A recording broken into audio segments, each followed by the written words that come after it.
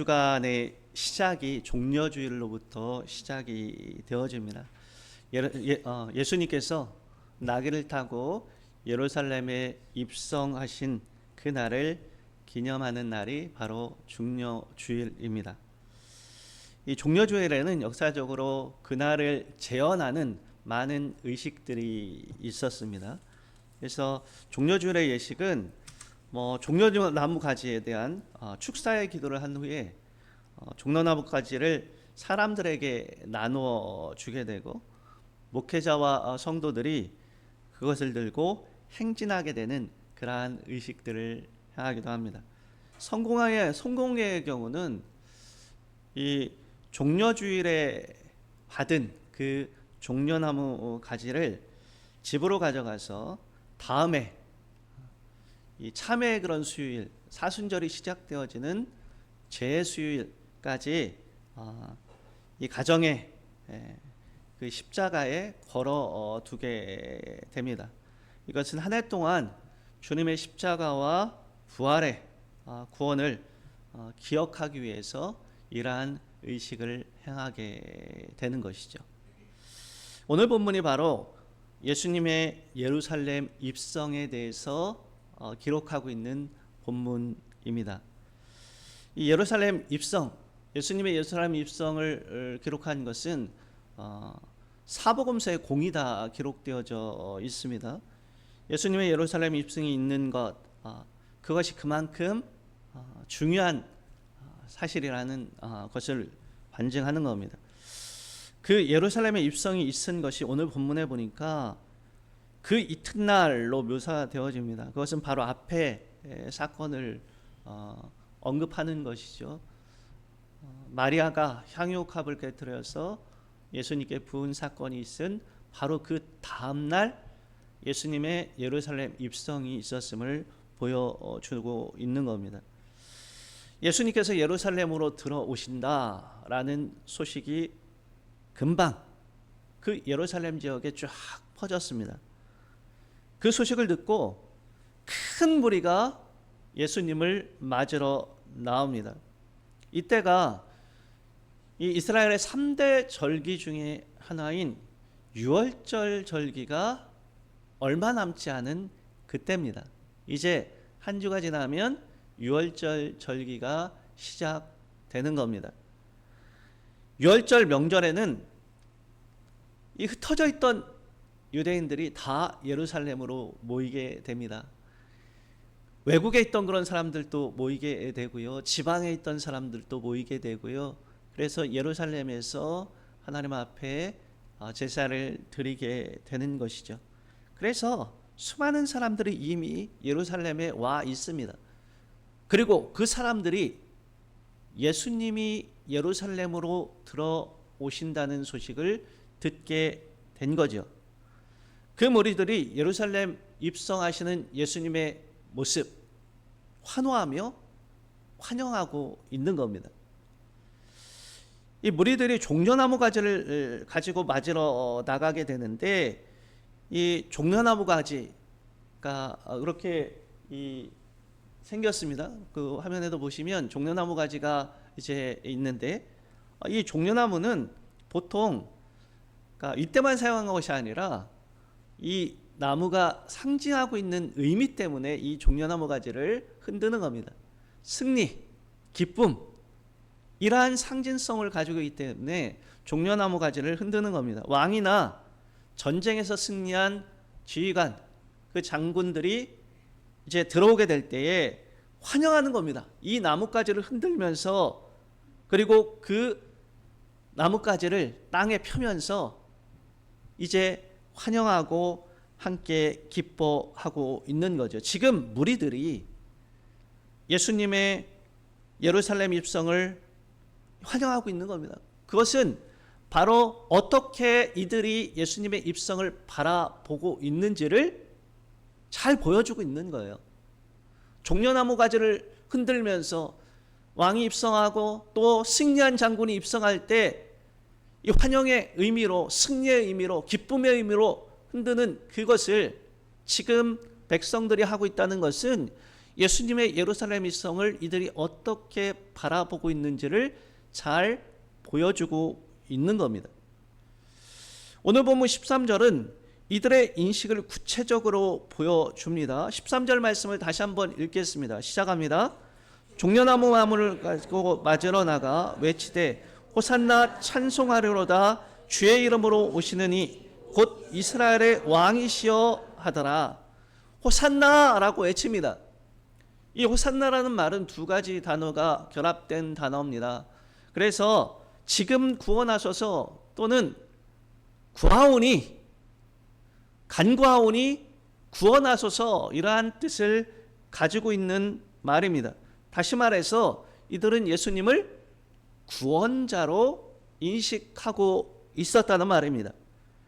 또한 주의 이름으로 오시느니 곧 이스라엘 왕이라고 칭합니다. 마태복음 21장 9절에는 다윗의 자손으로 묘사합니다. 구약의 약속대로 다윗의 왕권을 가지고 오시는 분으로 인식하고 있는 겁니다. 15절에도 스가랴 9장 9절 말씀을 인용해서 지금 예루살렘에 입성하시는 분이 구약 예언의 성취자, 다시 말해서 메시아로 인식하고 있는 겁니다. 지금 예루살렘으로 입성하시는 예수님의 그 행진은 완벽한 왕의 입성이 되는 거죠. 이들의 인식은 틀리지 않았습니다. 주님은 구원자 되십니다. 우리 예수님밖에 우리를 구원해 주실 분은 없습니다. 또한 주님은 겸손하신 분이세요. 빌립보서 2장 7절에서 10절 말씀에 주님의 겸손을 이렇게 말씀합니다. 같이 한번 읽겠습니다. 시작합니다. 그는 근본 하나님의 본체시나 빛이 되셨고 그 하나님의 모양으로 나타나사 자기를 낮추시고 죽기까지 복종하셨으니 곧 십자가에 죽으심이라. 여러분, 이 스가랴 말씀을 오늘 본문에 인용했듯이 사도 바울도 빌립보서에서 주님께서 정말 그 하늘 영광을 버리시고 이 땅에 내려오신 그러한 분이심을 말씀하고 있습니다. 또한 주님은 만왕의 왕이시죠. 모든 만물의 주권자가 되신다는 말입니다. 겸손하신 왕, 그들을 구원하실 구원의 왕, 그토록 기다리던 메시아가 하나님의 말씀대로 그들의 눈앞에 있으니 어찌 기뻐하지 않을 수 있겠습니까? 이들의 반응은 이들의 인식을 기초로 하고 있는 겁니다. 당연한 반응입니다. 누가복음에 의하면 예수님을 찬양하는 소리에 바리새인들이 예수님께 얘기합니다. 그렇게 하지 말도록 제지를 해달라고. 왜 찬양하는 소리, 왜 예수님을 찬양하도록 그냥 두냐고. 그때에 예수님께서 이렇게 말씀합니다. 누가복음 19장 40절 말씀입니다. 한번 읽어보겠습니다. 시작합니다. 대답하여 이르시되 내가 너희에게 말하노니 만일 이 사람들이 침묵하면 돌들이 소리 지르리라 하시니라. 아멘. 주님은 우리의 왕이십니다. 겸손의 왕이시요 구원의 왕이십니다. 그러기에 우리의 주님은 우리의 찬양을 받으시기에 합당하신 분이십니다. 우리는 주님을 찬양하는 삶을 살아가야 됩니다. 우리가 주님을 찬양하지 않으면 돌들이라도 주님을 찬양할 것입니다. 매일의 삶, 주님을 찬양하는 삶을 살아가는 저 여러분이 될 수 있기를 주님의 이름으로 축복합니다. 그런데 그 왕이 십자가에 달리셨습니다. 오늘 보면 요한복음 19장 19절에 빌라도가 십자가 위에 이런 패를 붙였습니다. 나사렛 예수, 유대인의 왕. 그런데 그것을 이 한 언어로만 기록한 것이 아니라 세 가지 언어로 기록했습니다. 히브리 말로 기록하고 로마 말로 기록하고 헬라 말로 기록을 했습니다. 이 유대인들은 히브리 말을 쓰고요. 그리고 또 문화권은 그 지역 모든 문화권은 헬라 문화권 가운데 있습니다. 그리고 지금 이스라엘을 다스리고 있는 것은 로마입니다. 그러니까 여러분, 지금 모여있는 그런 사람들, 십자가 주위에 또는 십자가에 달리신 예수를 구경하려고 모인 그러한 사람들 가운데는 외국에서 온 자들도 많이 있습니다. 군병들도 있고요. 또 명절을 지내려고 외국에서 온 그러한 디아스포라 유대인들도 있습니다. 여러분, 모든 사람들이 다 알아볼 수 있도록 이 편말을 쓰게 된 겁니다. 유대 중개지주자들이 그 편말에 좀 마음에 들지 않습니다. 그래서 빌라도에게 이렇게 요청합니다. 유대인의 왕이라 쓰지 말고 그 앞에 한 단어를 더 추가했으면 좋겠다. 자칭 유대인의 왕. 그 앞에 자칭이라는 말을 넣어달라. 사람들이 이거 보고 오해할 수 있지 않겠느냐. 유대인의 왕, 뭐 히브리 말로도 헬라 말로도 또한 이 로마 말로도 다 그렇게 적어놨는데 자칫 잘못하면 사람들이 오해할 수 있다. 그러니까 유대인의 왕 그렇게만 적지 말고 그 앞에 자칭이라는 말을 첨부해달라. 여러분, 그런데 빌라도가 그들의 말을 거부합니다. 내가 써야 될 거 썼다는 거예요. 해야 될 일 했다는 거예요. 빌라도의 의도가 어찌 되었던 이것을 통해서 하나님께서 다시금 모든 사람으로 하여금 예수님의 왕되심을 십자가 위에서도 선포하는 겁니다. 여러분, 예수님은 변함없는 왕이신 거죠. 그런데 왕에 대한 사람들의 태도가 바뀌었습니다. 왕이신 예수님께서 예루살렘으로 입성하실 때나 십자가에 달리셨을 때나 여전히 왕이시지만 그 왕에 대한 사람들의 태도는 180도 바뀌었다는 말입니다. 예루살렘에 입성하실 때 찬양하며 종려가지를 흔들며 환영하던 무리들은 이제 예수님을 십자가에 못 박도록 동조하는 무리들로 바뀌었습니다. 그리고 십자가에 못 박히신 그 예수, 그 왕을 조롱하고 욕하는 사람들로 바뀐 겁니다. 너나 구원하라고요. 너나 구원해라. 네가 구원하려면 먼저 너나 구원하고 십자가에서 내려와라. 그러면 믿겠다. 자기도 구원하지 못하면서 어떻게 사람을 구원하겠는가? 온갖 조롱과 멸시가 십자가에 달리신 그 왕에게 쏟아지게 되는 것이죠. 여러분, 그렇게 환호하던 그 사람들이 왜 오히려 예수님을 십자가에 못 박으라고 외칩니까? 왜 그 사람들을 그렇게 변했습니까? 정말 당장이라도, 아니 자신의 목숨이라도 내어줄 것처럼 환영하면서 기뻐하면서 맞이했던 그들이 왜 이렇게 변했냐는 말입니다. 왜냐하면 예수님의 모습이 그들의 기대와 달랐기 때문입니다. 이들이 예수님을 찬양한 이유는 로마의 압제로부터 자신들을 구원하고 다윗의 나라를 재건하는 정치적 메시아로 기대했기 때문입니다.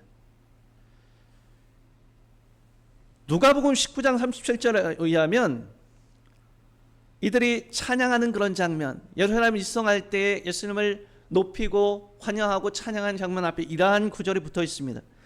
자기들이 본 바 모든 능한 일로 인하여 기뻐하고 찬양했다고 합니다.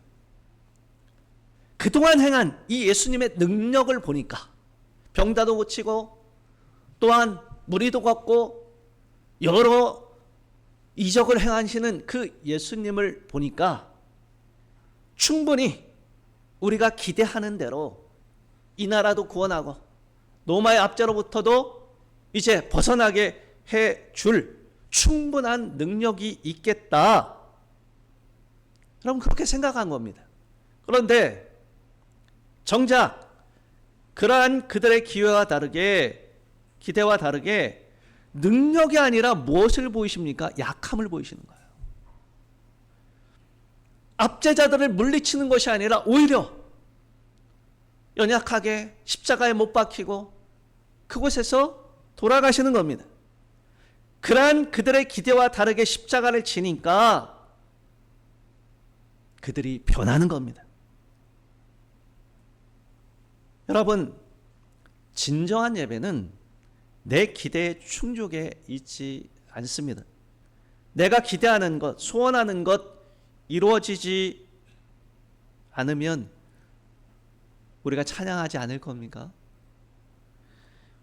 우리의 문제가 해결되고 병이 치유되고 앞길이 열리고 좋은 일이 있을 때 찬양하기는 쉽습니다. 그러나 고난 가운데 있고 손해봐야 하고 눈물 지어야 하는 상황 가운데서도 주님을 찬양할 수 있습니까? 우리는 무엇 때문에 주님을 찬양하고 있습니까?